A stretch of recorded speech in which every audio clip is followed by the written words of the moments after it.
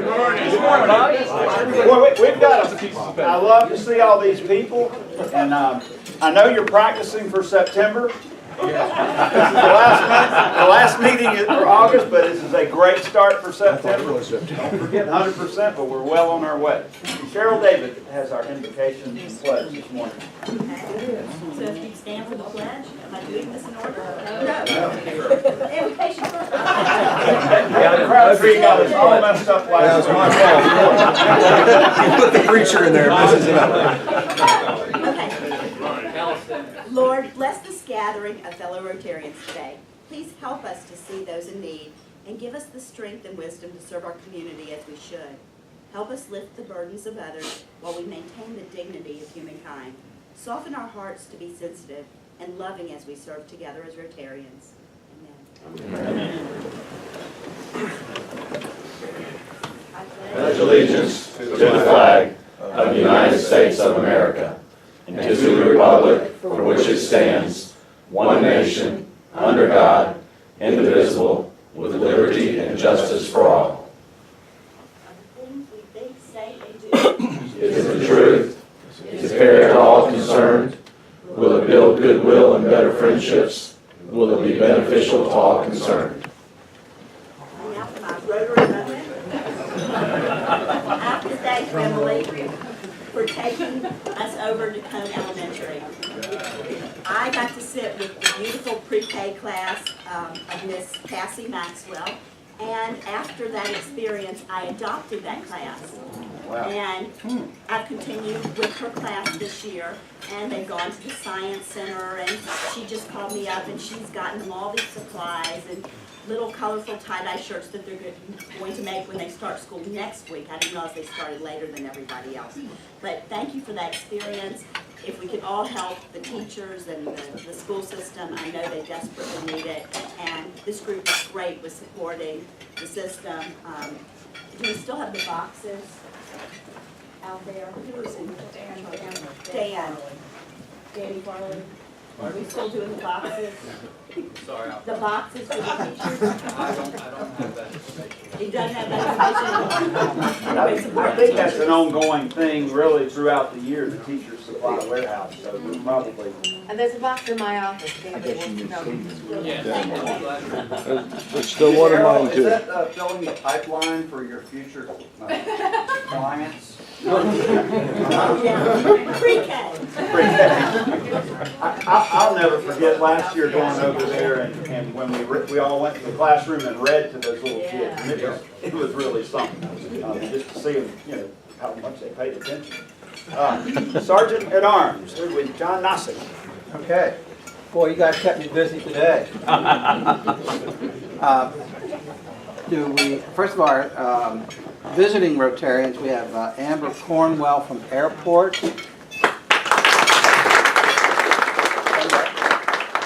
And Carl Ashby from Greensboro. Almost ran out of space for all the guests we have today. Emily Houle, do you want to introduce your guest? Yeah, so I have with me, most of you know him, my husband Petter, who's one of Bill's groupies who's here this morning. And Dan Farley. Yeah, my friend Howard Driggers is here. He's with Xerox, and this is his second visit. 2 weeks. Cheryl David. I have my best friend Tracy Patterson, who also works with Bill Gentry and is a groupie at CCO. Along every morning at 6 a.m. except for Thursdays. Bennett, stand up. This is Bennett Bracken. Well, some of you don't think I grew up, but we grew up together. He grew up next door to Tommy Richardson, right down the street from me, and we've been lifelong buddies ever since we could talk and walk, and have been friends ever since. And it's sort of like a parting of the sea for Bennett to come to a Rotary meeting. No, not really. I can say that to him. He came to our social last spring with Tommy over at the Proximity, and he has expressed an interest. And he works in the pest control business. He's a born salesman. If anybody could sell a raffle ticket, that would be Bennett. So, be right at home, but welcome Bennett Brackett. Jonathan Smith has a guest. This is my friend Mark Watson. Mark came to Greensboro from Pittsburgh to found Breakpoint. Breakthrough? Also, it is Breakpoint. Breakthrough physical therapy. Ooh, I'm going there at 8:30 today.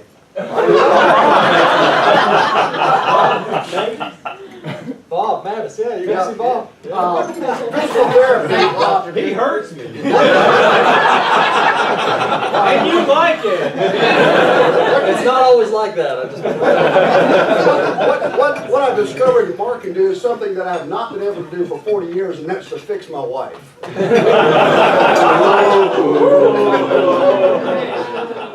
It's on video. It's on video. Have audio?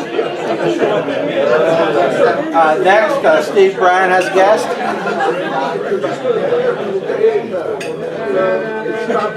I'll wait a while. All right, so following that up, I've got a good friend of mine, Glenn Earlis. We actually worked together when I was over at Crown BMW, and both of us have moved on to better things. And so Glenn is looking for a good Rotary Club, and I said, I know a good one. You should come visit. And so. And I'm also a past Rotarian too. He is, so that's right. From Glen Burnie, Maryland. Yeah, we grew right next up to each other. I grew up in Oregon. He was over in the other side of the United States.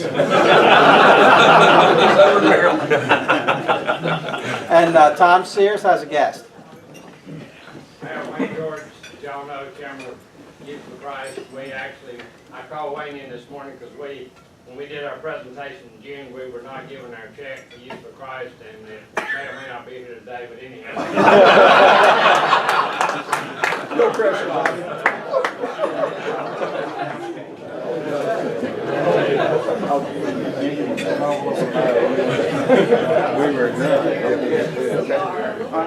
Thank you, John.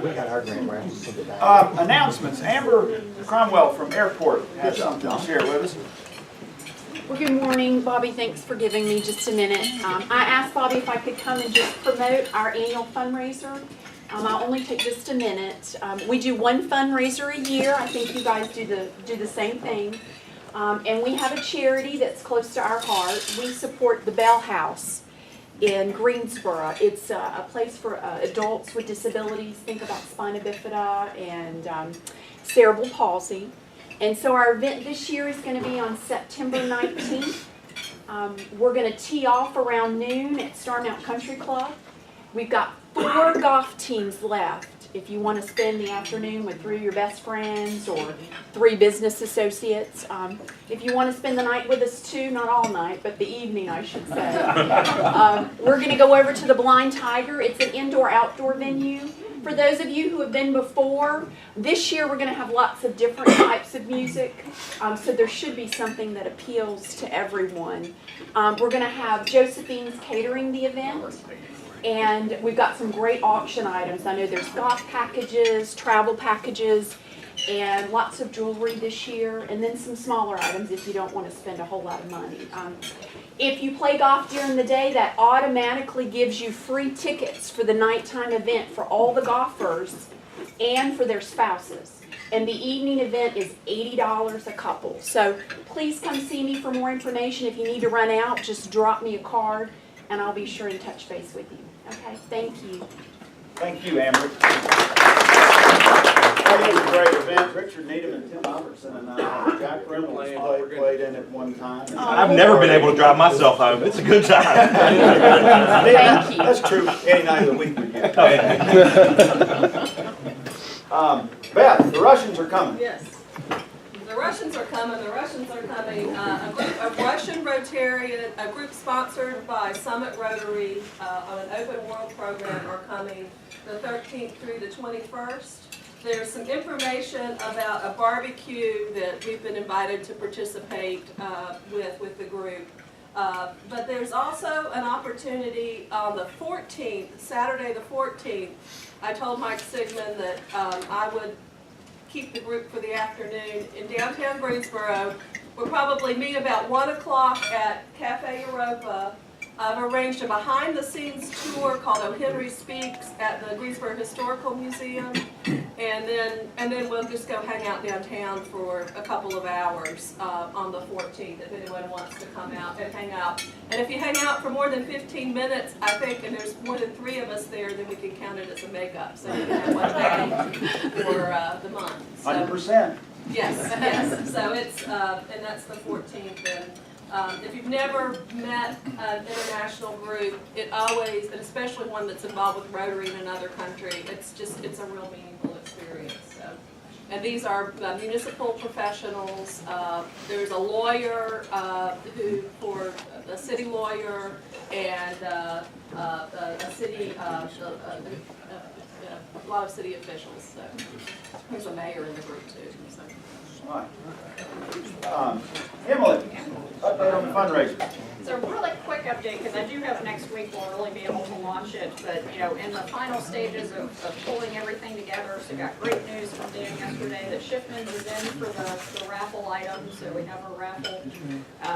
David Graves is in the final stages of doing the graphic design. I'm in the final negotiations on the menu with the Coliseum, so again, hopefully next week we'll have the ticket packages all pulled together, have raffle tickets, have all the promotional materials pretty much ready to go. Can get things on the website, have PayPal up and running. But so just wanted to let you all know that. Hopefully you're out there talking to people. I have about 12 ticket packages already sold.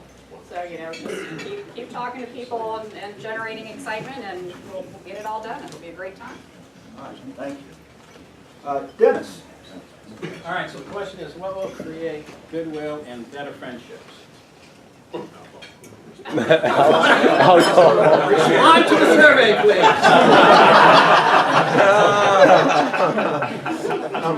I'm sorry, Dennis. Pretty well put. Dan, talk about, we got a bunch of service coming up. Thank you. Yeah, early too. I want to thank Danny for sharing some forms from previous years. It's a good thing because instead of September 21st, I put September 2nd on one of mine. On the table, You show up to Danny's house for that. on the table there are some sign-up sheets for the Big Sweep and for the Project Rebuild. So if you could please sign up, we'll have them get out next week. And also this September 12th, our meeting, the Crescent Club, we have a connection with it's the Salvation Army. They're calling it the Get Caught Giving Clothing Drive. It's a chance for you to get rid of the stuff that you haven't worn in 6 months. So bring it to the club. Their event is the week of September 9th, so our date is September 12th. They'll have a truck out here, so just get all the stuff you don't need out of your closet, make some space for spending some more money. Okay, and then the other part was so the sign up on the Project Rebuild. The dates are going to be October 4th and 5th, and October 11th and 12th. Obviously, those are Saturdays. And then just ahead of that, the 21st, the place that we're going to be doing the project, the Big Sweep thing, that's to be determined. So that's all I have for now. Thanks. Thank you, Dan. Birthdays and anniversaries. Kevin. We've got a few. 4 birthdays. On the 25th is, or was, Zen. And today is Jonathan Smith.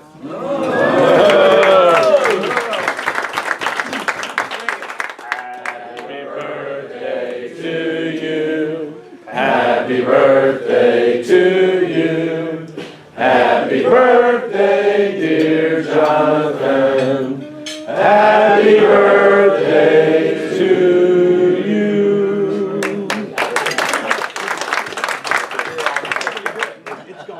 We're getting better at that. We are. That was one of the worst things I ever heard. All right, we got 2 anniversaries. On the 28th was Tony and Cynthia Ulemeyer. Are they here? They're celebrating. They're recovering. And then on the 29th is Tom and Temple Richardson. So.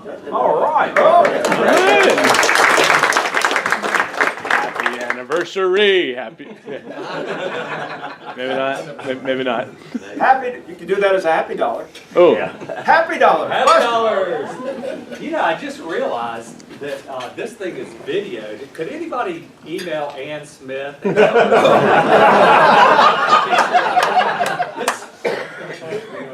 make sure that Ann gets this video. His birthday, he gets a pass. No.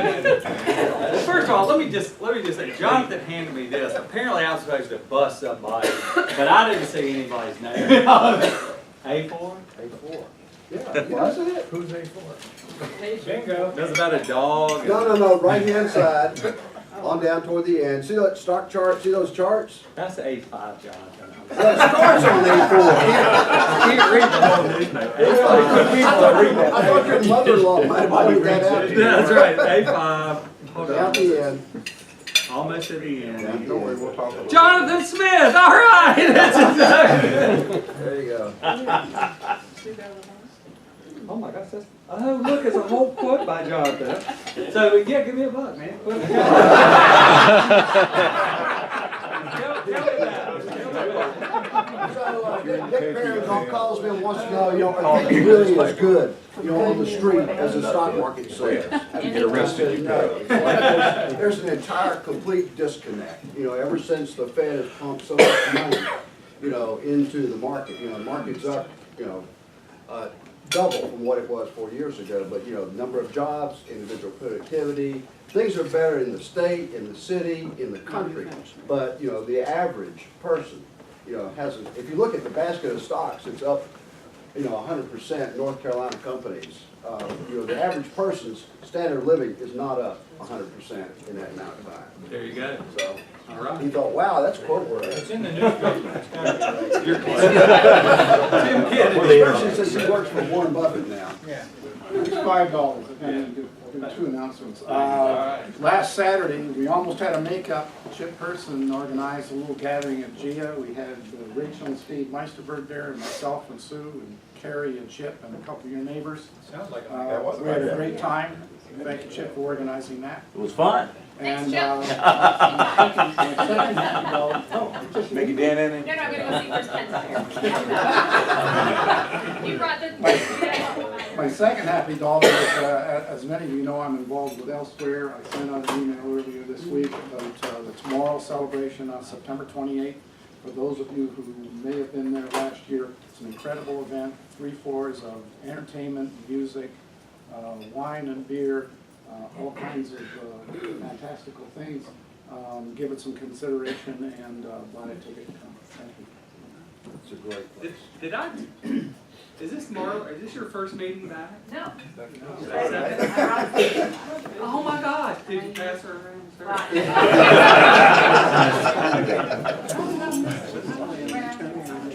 Oh man! Well, welcome back.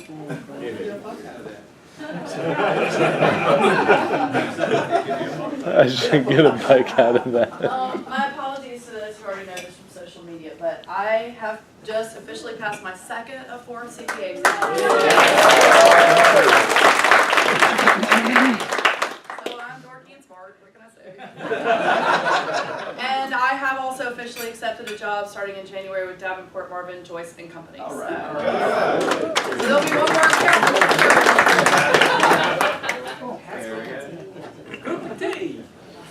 Okay, I want to first of all thank visiting Rotarian Carl Ashby from Greensboro. He allowed me to do some flooring for him the other week.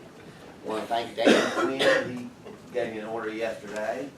And then on a lighter note, I go to the mountains the other weekend and I take my 3.5-year-old and we're coming home and she said, my name's Big. Go figure. Big. And she goes, Big, can I have your phone? I want to play some games. And I said, I'm sorry. I don't have any games. She goes, well, can you download some? She probably could. Yeah. Let me download some for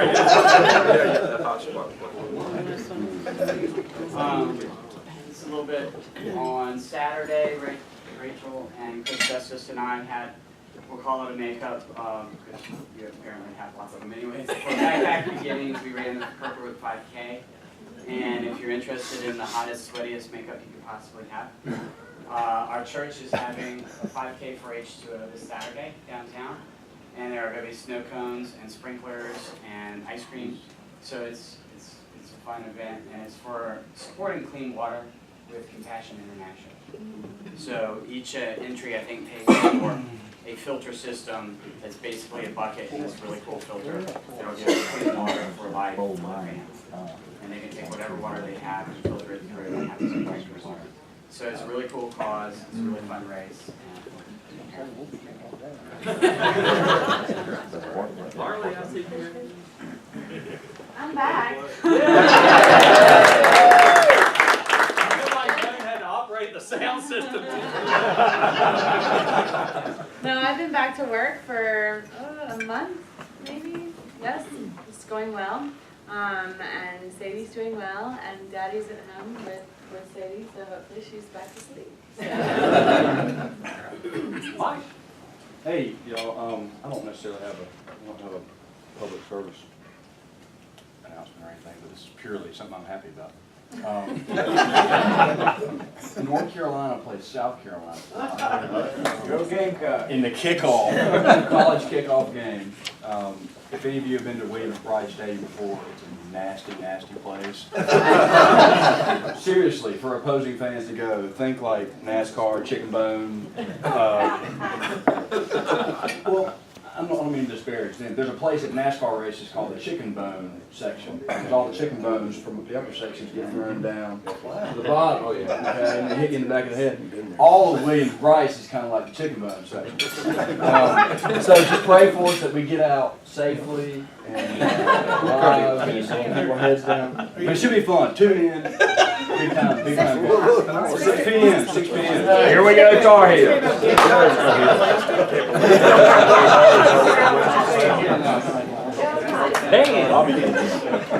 That Happy Dollar Disco was for David Crabtree because he's bringing his church out to cook for us at Pigsty.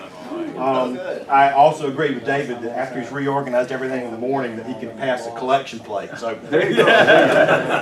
But now, in light of the taping, I just want to say how much I love my wife.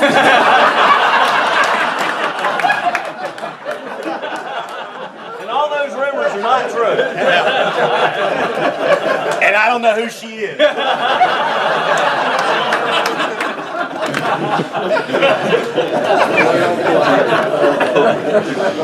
I've already called her dad. John, I've got 4 Happy Dollars, and Chip's got a bunch, so I don't know how long it's going to take us, but last week I was on vacation, and as a new member I tried it out and visited the Rotary in Ocean City, Berlin, Maryland, and they were a great bunch of guys. The difference was I'm so used to having breakfast here, they do cocktails in the evening, so it was a little different flavor. My second Happy Dollar was I had the best game of golf I've ever had and my lowest score, and that was on Friday, and that afternoon. What was the score? Oh, well, it's not that good, but it was good for me. Relative. But on that same Friday, my daughter called me, and she was accepted into Duke's nursing program. And on Saturday, she passed her certified nursing assistant exam. So it was a good week.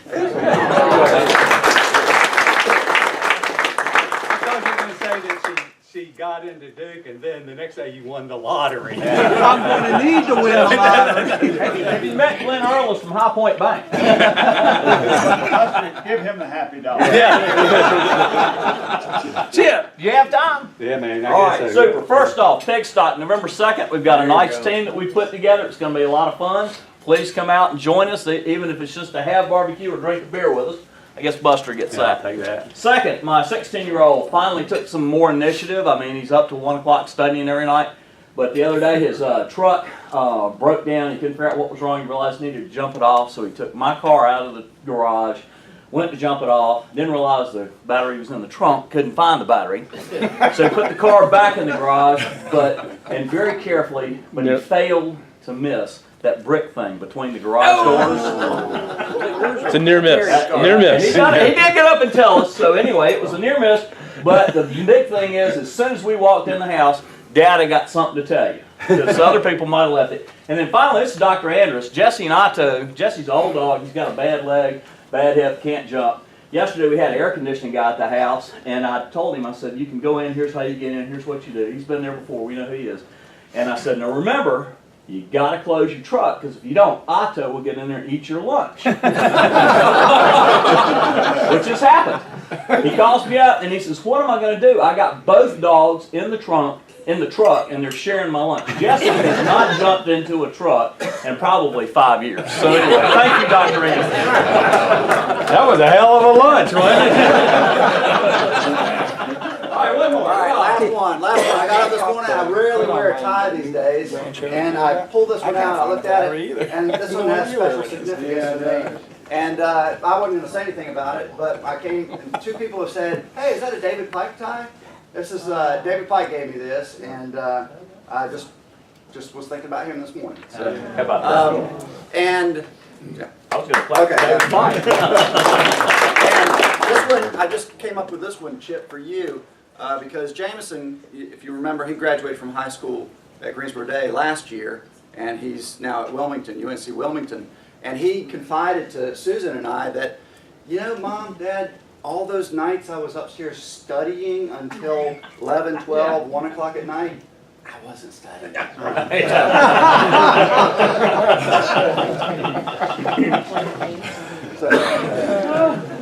Yeah, I know. I'd rather just close my eyes and go to sleep.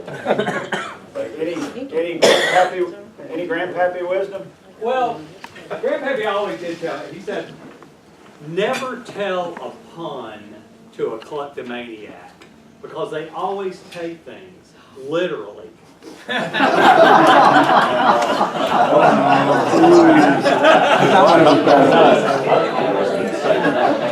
Emily will announce our... Talk about kill the room for the speaker. Let me make this pretty brief since we're down on time, and if I read his whole bio, it'd take us the rest of the morning here. So William A. Bill Gentry, PhD, is currently a senior research scientist at the Center for Creative Leadership and coordinator of internships and postdocs at CCL.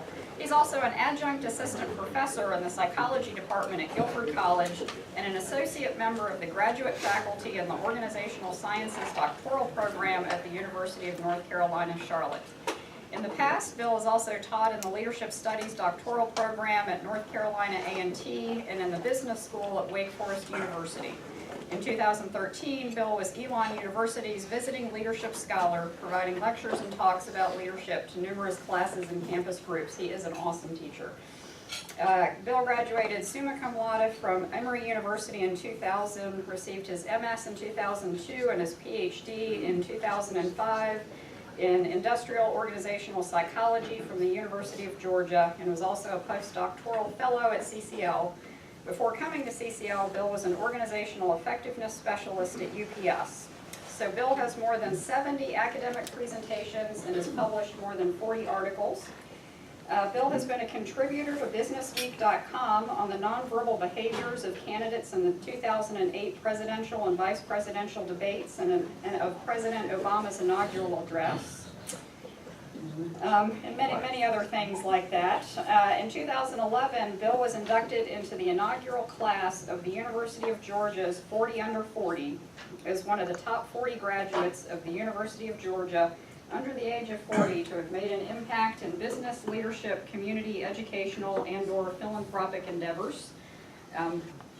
As many of you have already discovered since you've started following him on Twitter, he does frequently post written and video blogs about his research and leadership, and he does always connect it with sports, music, or pop culture on CCL's Leading Effectively blog, and again, you can follow Bill on Twitter at lead_better. So, thanks, Emily.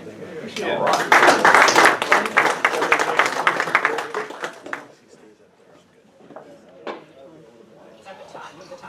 I did, and it's, do I need to press this button again? Because it went, I think it went to sleep, it was too long. Taking too much time. Yeah. Okay. Thank you all for letting me be here. It's really great to see everybody. I came here a couple years ago, I think, to speak about derailment. I always forget how much fun you all have. This is wonderful stuff. So what I'm going to be talking about today is about something that I'm really passionate about, and kind of what my research is really looking at is people who are managing for the first time in their life. And for those of you all who are on Twitter, I hope that you do a couple things. You can tweet about this during the presentation, also after the presentation, if you just use the hashtag #FirstTimeManager there.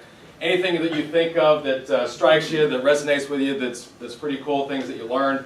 If you mention that and then mention my, my handle @lead_better, actually let's do this. Follow me first and then do all those things later. So follow me on Twitter first, and then anything that you think of, tweet that, tweet my handle, and then tweet CCL as well. And what I would love to do is to keep in contact with you all through Twitter.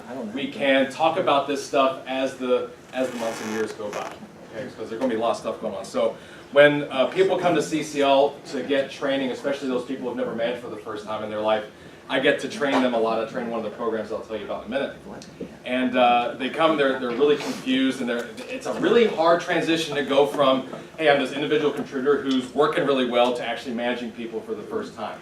So I tell them, okay, this is what you need to do. I want you to pretend and go back in time. Think of a time when you were like this, you were in love, okay? You couldn't get that person out of your head. You talked incessantly about that person to other people till they got sick of hearing about that person, okay? Think of that time, okay? You also started thinking there's going to be a future, okay? You got that? You got that? Okay. Now, something inevitably happens that relationship just kind of comes to a halt, and we're going to play a game. Children. I'm going to... I need to use that. That's good. We're going to play a game. I'm going to see whoever can guess this first from Wheel of Fortune, these 4 words that you hear when you know that relationship is about to come to an end. What are these 4 words? We need to talk. Thank you. Yes.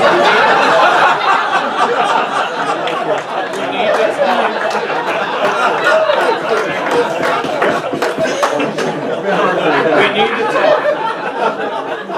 I'm handing out my politically smoking guidebook. CCL puts out, we have 50+ guidebooks, and that one is one of the best ones. It's the guidebook, so. And he's not even married. So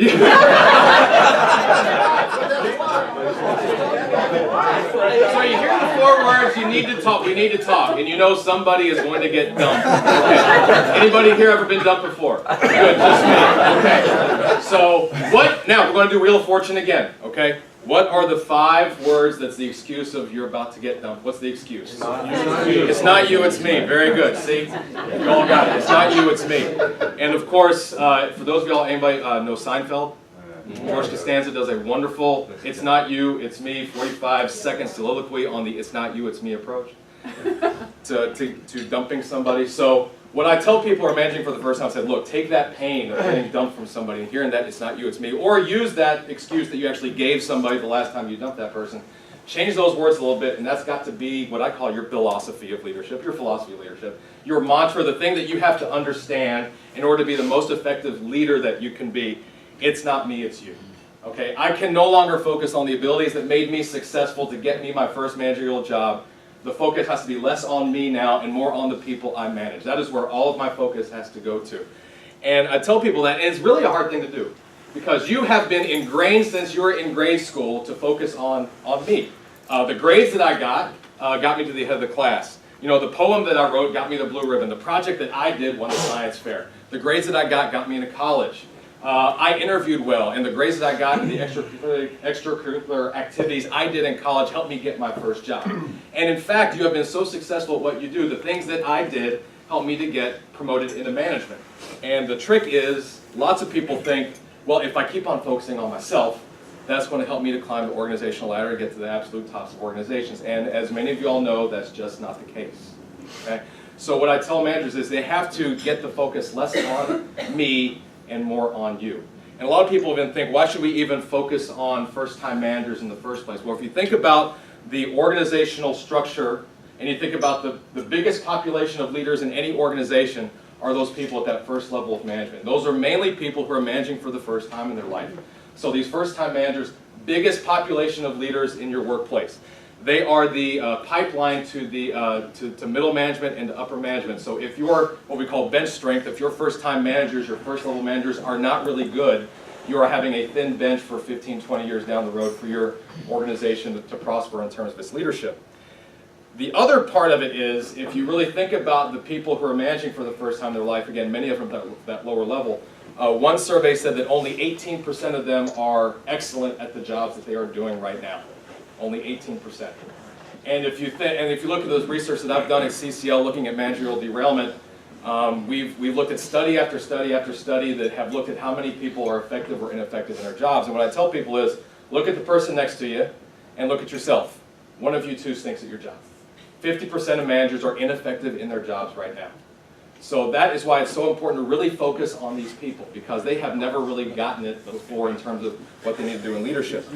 So if you think, about, well, what we need to do, we need to develop and promote it. We need to develop them. That's great. Well, the problem is they're the biggest population of people. They're your future leaders, but they are getting the least amount of dollars in leadership development to get developed in the first place. So that's why it's so important to focus on these people.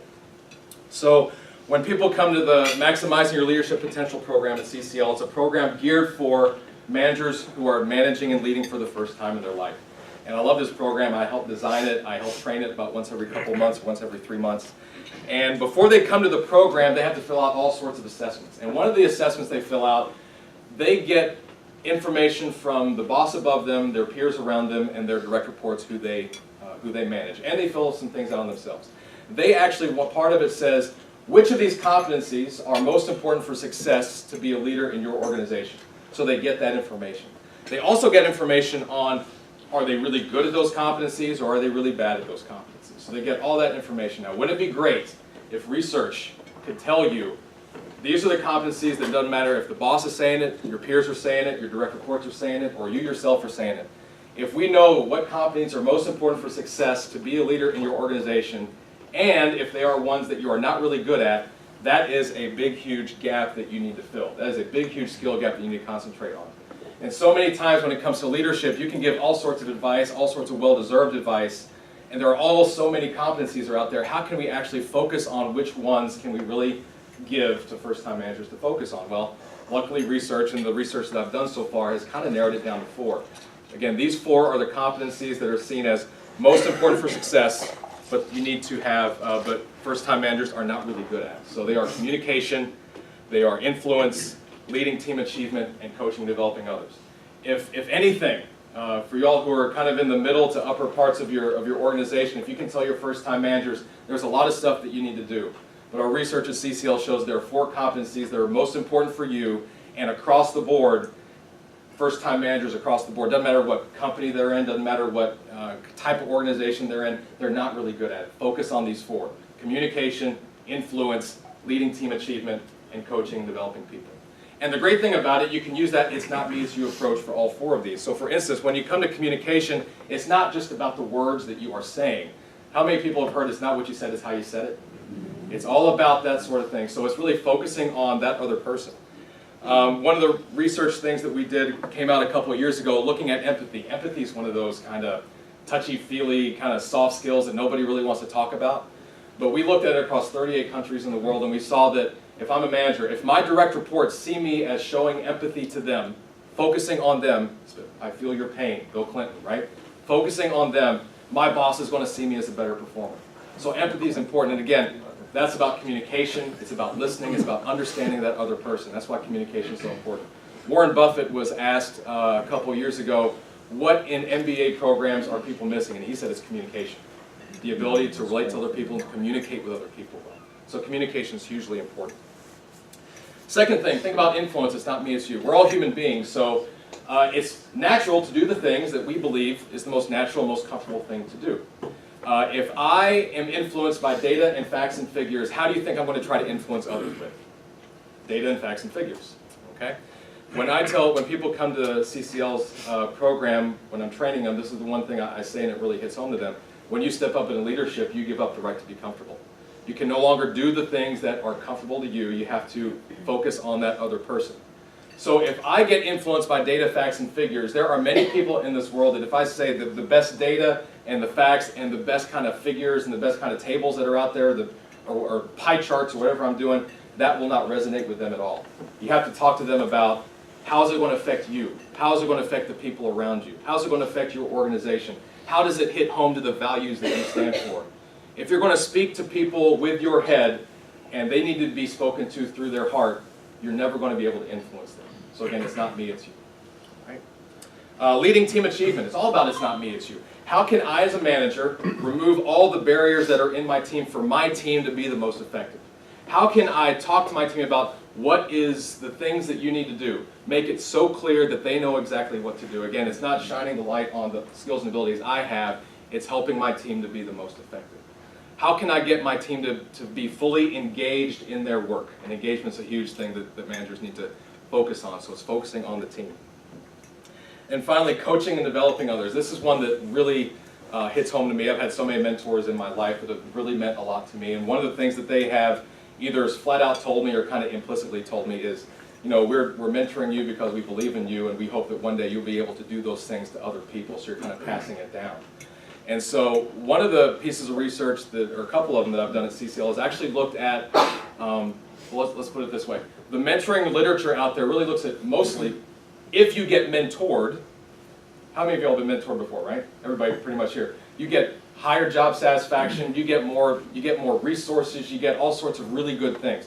Not much research has been done on the people who actually do the mentoring. And so one of the pieces of research that I've done and gotten published and talked about, if you sponsor other people, if you sponsor your direct reports, if you sponsor the people who work with you and tell upper management like, hey, this person's doing a really great job, this is what this person's doing to contribute to our organization. So if you sponsor them, if you challenge them, if you coach them, that's actually doing the coaching and developing other people. What my research shows that if your direct reports see you do that, your boss is going to see you as a better performer in the job, more promotable in the job, and less likely to derail in your career. So actually doing that mentoring is going to give you really great payback for your own career. So actually focusing on others is something that's going to be really good for yourself. And we did it across 30+ countries, and as you can see, in some of these countries, that positive relationship between doing the coaching and mentoring and developing others and your performance or promotability, it's actually even stronger, particularly here in the States. So those are the 4 things I really encourage people to do as a first-time manager. Focus on communication, focus on influence, focus on leading your team, and focus on coaching and developing others. So that's what I tell people. So you got a choice to make. You can either keep on doing what you're doing, thinking that's going to get you farther, which it won't, or you can change to the kind of it's not me, it's you approach. And for I know a lot of people here, and from what Emily told me, a lot of people here are in very influential positions in their organizations, both formally and informally. So one of the things that I encourage you to do is try to make sure that you can talk to those people who are managing for the first time, take them under your wing, because I said there's benefit in coaching and developing and mentoring other people. Tell them the importance of changing that mindset. First-time managers have to have a cognitive mind shift from focusing on me to focusing on other people. And they also have to try to figure out, is this leading thing something that I want to be doing in the first place? A lot of people come to CCL and they say, you know, they come through our program for 3 days, and I'm shaking their hand and putting them on the bus, and they went, I'm going to have a talk with my boss on Monday to see if I should really be doing this stuff. And hey, that's back to life. So that's something that I hope that you can, that you are able to talk to with those people who are managing for the first time. The research that I'm doing at CCL, that's hopefully going to be the start of my book, and I just wrote the first words of a white paper that's going to be the opening to my book on first-time managers. It was pretty cool. The first word is have, by the way, so that's always what you need to know, have. So, as in, have you ever been in love? Anyway, what the research I'm doing at CCL, why are people coming to these development programs in the first place? Are they coming because they want to see their name on a certificate to be put up on a wall? That's kind of a more, focus on me. And there are people who do that. Are they coming because their boss told them to? There are people who do that too. That's kind of a more extrinsic kind of me focus, all right? There are other people who come to CCL who come to this to get development because they understand the value of getting developed to help the people that they serve.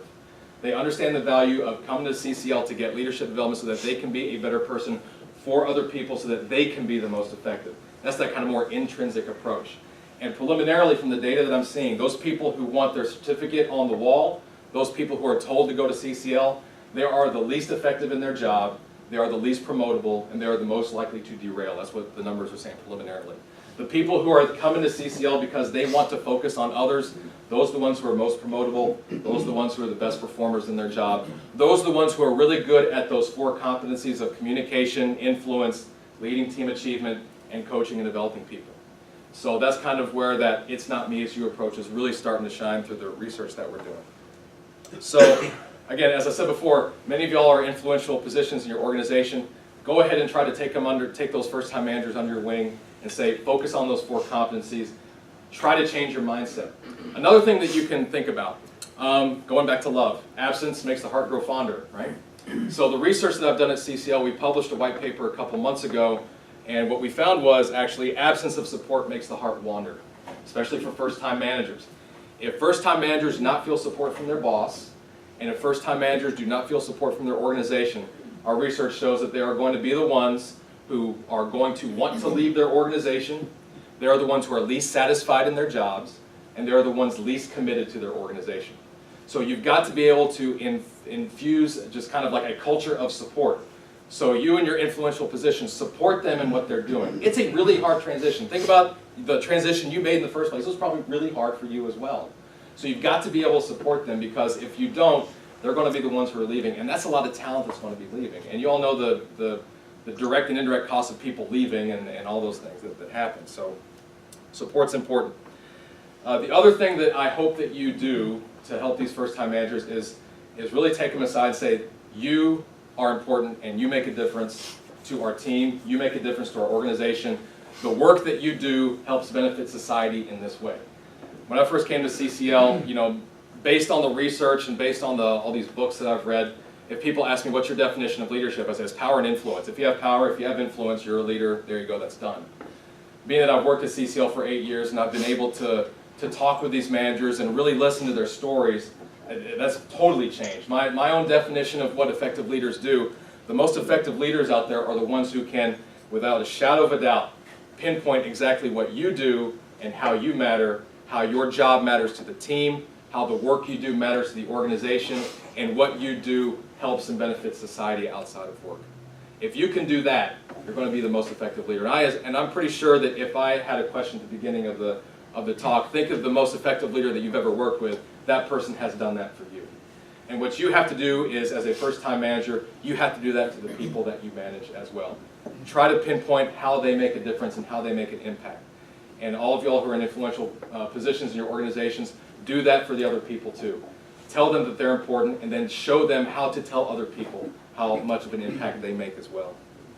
So what else can you do? This is our leadingeffectively.com. This is the blog of CCL. We have a category just for first-time managers. A lot of the stuff that I've written is on there. It's a really great kind of resource for people just to make a quick kind of 2 to 5 minute read during lunch. I put up a lot of videos up there. I've done videos from like the golf course, from driving around, from my fantasy football draft.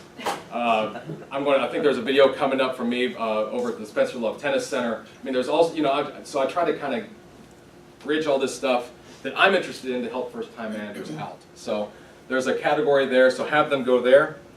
Send them to MLP. I'm sure that Emily and I can cut you a deal if you send a lot of people there. I'm sure we can. Okay, so do that.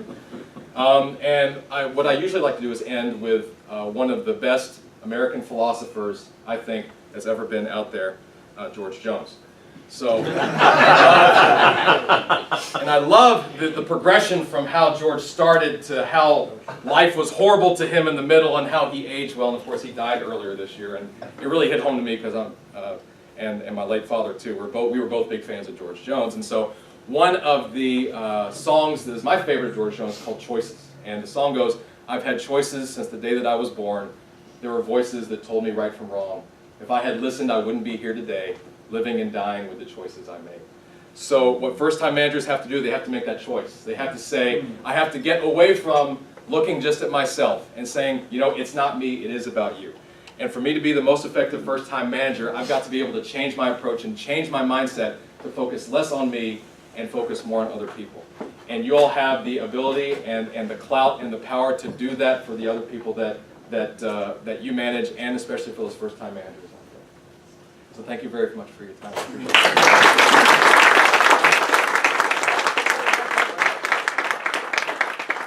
If there are questions, I can Yes.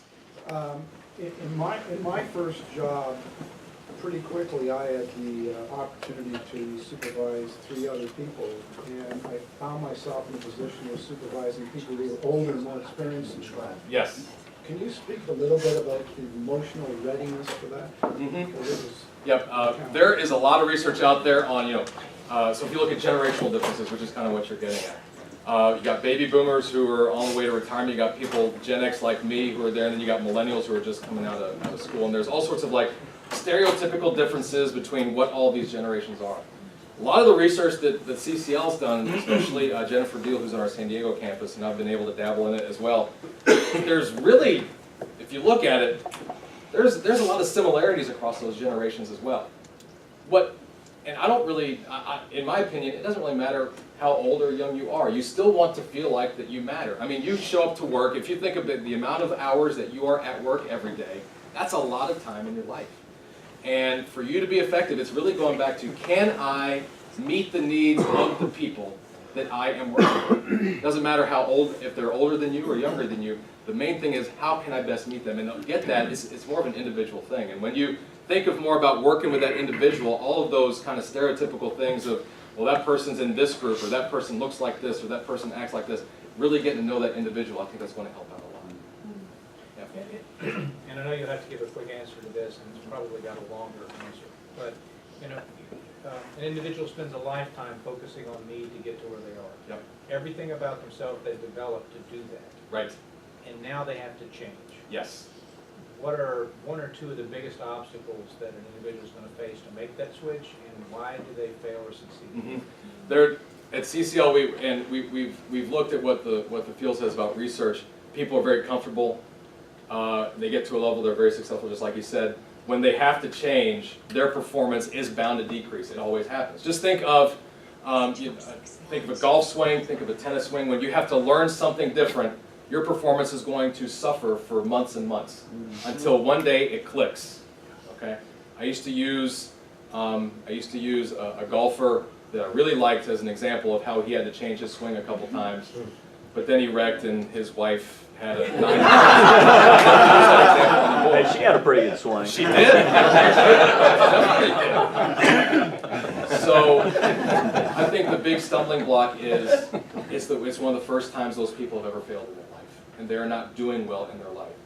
Why do I want to fail at something when I've been good at it before? So if it's been good up to this point, it's got to be good later, and it's not. So feeling a support around them to say it's okay to fail, it's okay to try this out, you will get it, this is how you get it, giving them coaching, giving them development, having them be a sounding board to them, having be a shoulder to cry on, listening to them, that's going to help them get out of that dip, and the performance payback is much more stronger than just staying at their current level of what they've been doing. Thanks. Bill, thank you so much. Thanks so He'll much. stay around.